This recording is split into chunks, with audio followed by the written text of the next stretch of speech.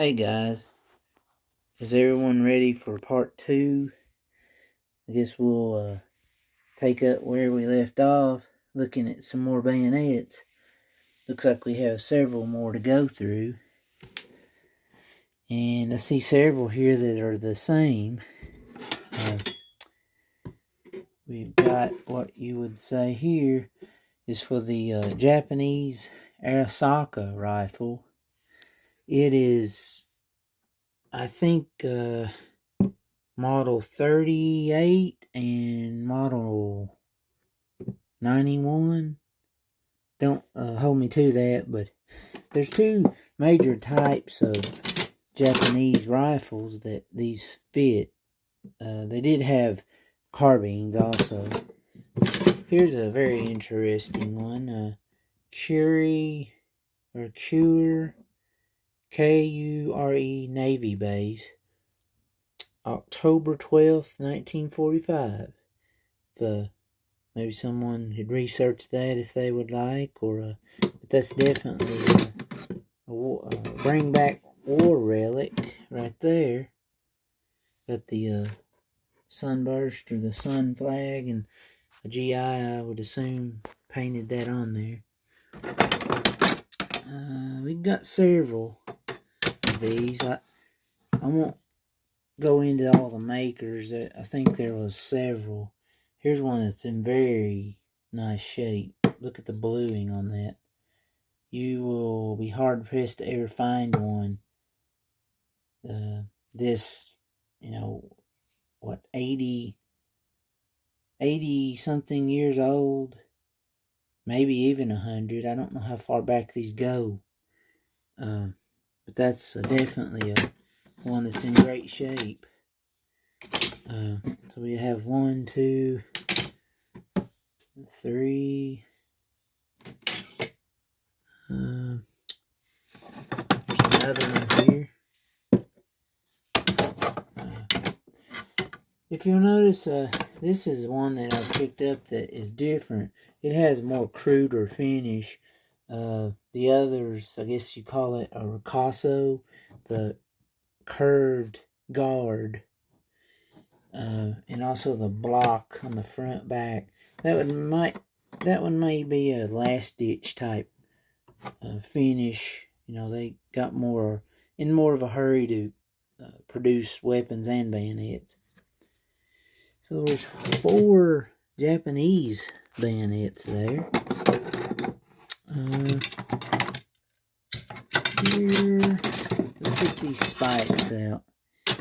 These 3 here are made for the 1891/30, the 9130 Mosin Nagant, or Mosin Nagant, however anyone wants to say that, Mosin or Mosin.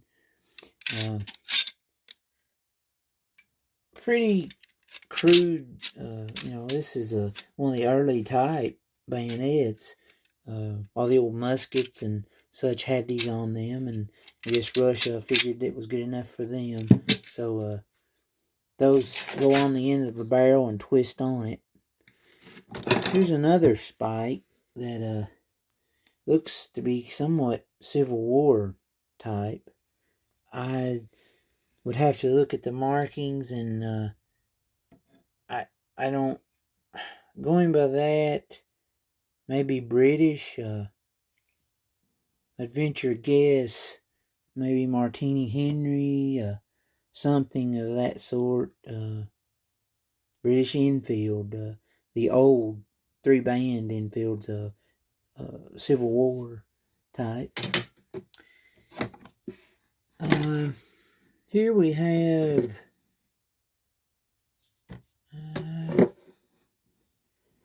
this one. It says 1907 on it with some kind of other symbol. I'm leaning toward British production, maybe. That one may have went to an Enfield. The modern bolt-action Enfield. Here we have another one that's pretty crude. That's a thick blade without a blood groove. Some of those symbols, there it is, a Mark II with a crown, a RFI, it's royal. I forget what exactly RFI is, but that's definitely British. I think there was an Indian used bayonet that had those short bayonets on them.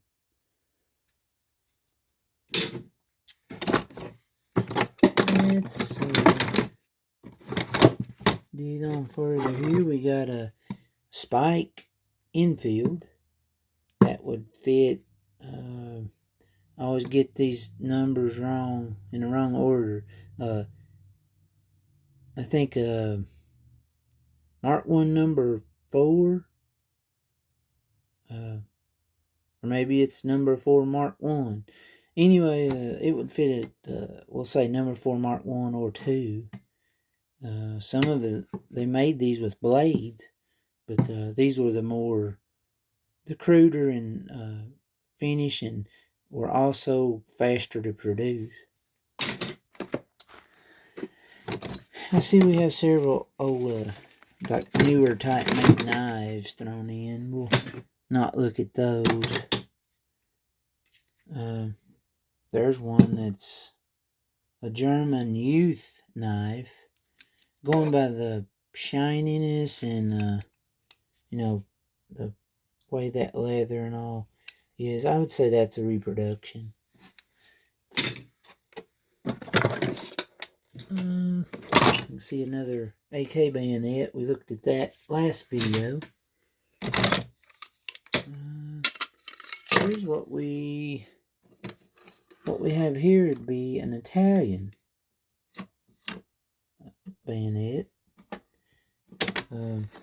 Some of the Italian bayonets have a longer shaft or a metal right there, but going by that catch, I do believe that's what we have.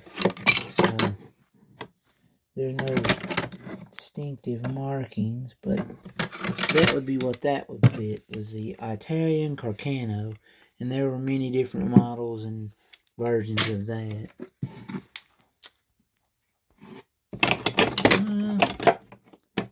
There's a lot of, what's left is a lot of Mauser bayonets. Let's dig this one out. What we have here, and I've never really seen a lot of these, so I really like this. This is a 1898 Krag bayonet. Yeah, there's the US marking. The Krag was a revolutionary weapon, up till 1898 or 1896. There's a version of the Krag, but when the trapdoor came along, it made a way for the soldiers to reload a self-contained cartridge, black powder cartridge with casing, primer, bullet, all in one unit instead of a muzzle loader type. The Krag came along and had the same cartridges, tight, different cartridge but the same process, and they also had a magazine. So this bayonet represents the change to a more modern system. I see we have another one here that is maybe a good project, but that's also, it's an 1898 marked. It's also a Krag bayonet. So there's two of those, and the ones I've seen on the market there's quite some money involved. Those are worth at least $150 a piece and up. Let's move on. I see one here that's really favorite bayonets ever. We looked at the Garand, the shortened bayonet, last video. This one would be the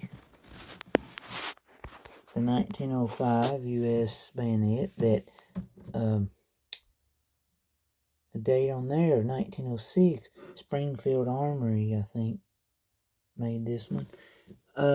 It's the full-length version of what we saw in the first video. You can see that has some length to it there. Maybe 16, 18 inch. Now what I'm seeing, I see indications that maybe this one is a re-weld. Going by the center there. Some rust and kind of a couple spots. That is probably a re-weld, but still it would fit. It would serve as a filler in someone's collection. Now what is really interesting here is the leather scabbard. Now, you know, you do not see these scabbards very often.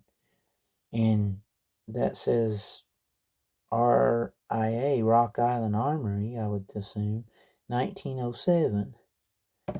So, the scabbard might not match the bayonet, but that scabbard is indeed a rare find there. Let's move on to what I talked about a little bit in the first video, 1917. Eddystone and Remington, maybe, and Winchester rifle. This is the bayonet that would go to it. There it is, 1917 Remington. And these are pretty neat bayonets. I mean, they have definitely some length to them. That's also one of my favorites. I really like the old US stuff. The scabbard, I would think, is maybe a reproduction. That's in way too good a shape to not be. But an interesting bayonet. Let's move on here now. There's a scabbard for the spike that fit the bolt action into.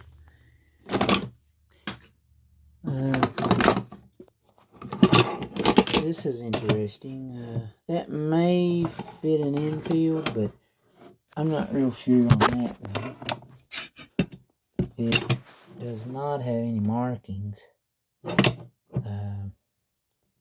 Very good bluing on that. That possibly a British. I'm kind of in the dark on that one, but the scabbard has some markings, although I can't make them out. If anyone knows what that is, feel free to comment. Your comments are always welcome, and the more the better. But that one looks really new. Maybe just a repro of some kind. Now, let's get to the Mauser bayonets here. There are several, and no doubt these are probably not the same country. All of them were made a little bit different. Here's one, the only one in here left that has a leather scabbard. Well, it's leather covered, but it is metal scabbard. No markings. I'm going to venture a guess that that is a Brazilian.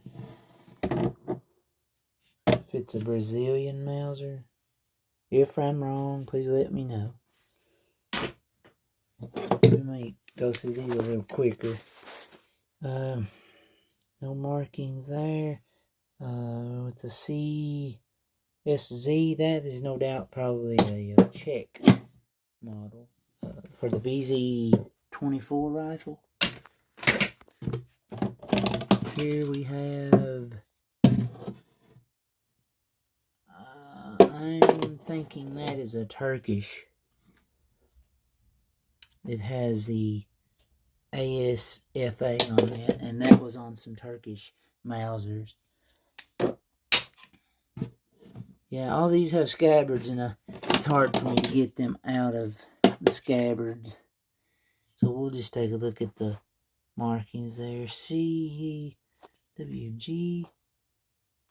I really don't know that one.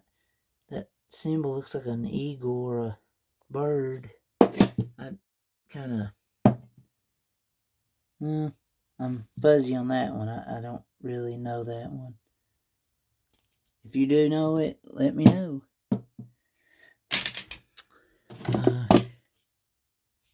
Here we have, I would think maybe that is another Turkish. And on to the next one.